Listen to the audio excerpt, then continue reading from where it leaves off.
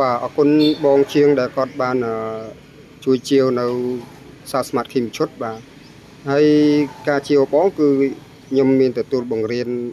ដាក់បង្ហើយមកចេះបងបាទហើយតម្លៃវាសម្រាប់ជាងគឺតម្លៃពិសេសបងហើយសម្រាប់អតិថិជនក៏ខ្ញុំគិតតម្លៃល្អហើយណាថាជាងអាចដាក់ទៅយកទៅចំណេញអាចចំណេញទៀតបានបងហើយតម្លៃទៀតទេបងអញ្ចឹងខ្ញុំដូចខ្ញុំឆាតឲ្យបងមើលគាត់យកសាស្មាតគីទៅដាក់អតិថិជនដូចគ្នាហើយគាត់ជាងដូចគ្នាបងអញ្ចឹងនេះបងបាទ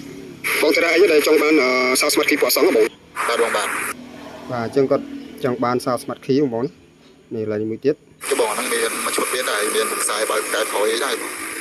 បាទហ្នឹងគឺយើងមានទាំងអស់បងមានទាំងសោកែបក្រោយមានបាទទាំងកូនតេឡេទាំងសាស្មាតគីបាទអត់អីបងអញ្ចឹងយកក្រហមមួយបងយកក្រហមមួយ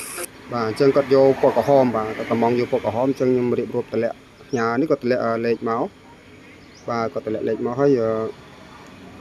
គាត់បាទបាញ់លុយខ្ញុំអស់រួចរាល់ហើយហ្មងបាទអញ្ចឹងនៅតែផ្ញើអីវ៉ាន់ឲ្យគាត់ទេបាទអញ្ចឹងអរគុណច្រើនបងដែលរាល់ការជាវនៅសាស្មាតគីបងអាចទំនាក់ទំនងខ្ញុំបានណាតាមលេខទូរស័ព្ទឬ Facebook ខ្ញុំបានបង្ហោះបាទ Telegram ដូចគ្នាបាទអរគុណបាទអរគុណបងជាងដែលគាត់ជួយកំងបាទសោអញ្ចឹងគាត់យកប្រភេទសោពណ៌បាទសោនេះគឺខ្ជូតហ្មងបាទដាក់ទៅលើប្រភេទម៉ូតូស្កូពីអសង់បាទអសង់ប៊ិចឬคลิกស្កូពីឯងបានដូចគ្នាហ្មងណាហើយតម្លៃវាអត់លើអានេះប្រហែលទេតម្លៃវាប្រហែលគ្នាទេតម្លៃសមរម្យទេបងអានេះយើងទទួលបោះដំឲ្យជាងគឺតម្លៃល្អហើយជាងយកទៅគឺចំណេញទៅតាមអ្វីដែលគាត់ធ្វើជាក់ស្ដែងបងណាចឹងនេះមកកញ្ចប់បាទនេះកញ្ចប់ហើយនឹងជាមួយនឹងសោពណ៌ចុះអរគុណបងដែលជួយកំងបាទបងអាចកំងដូចជាប្រភេទសោផ្ទះឬក៏កូនសោប្រភេទសោ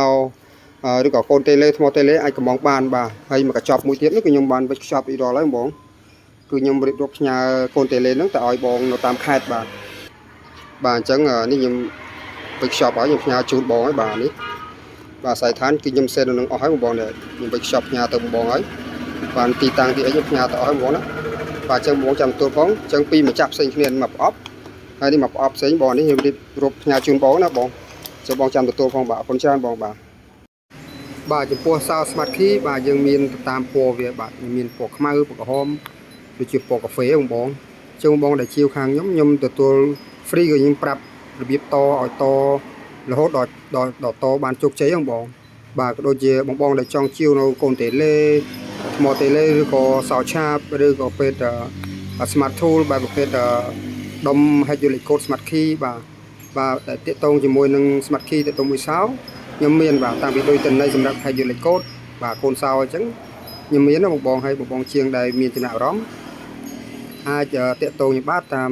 Facebook ឬក៏ Telegram ដែលខ្ញុំបានបង្ហោះហ្នឹងបងបាទនេះគឺជាកម្រងរូបភាពដែលខ្ញុំបានចងក្រងគឺន័យថាយើងបានសិក្សាផ្ទាល់ជាមួយលោកគ្រូដែលមានជំនាញច្បាស់លាស់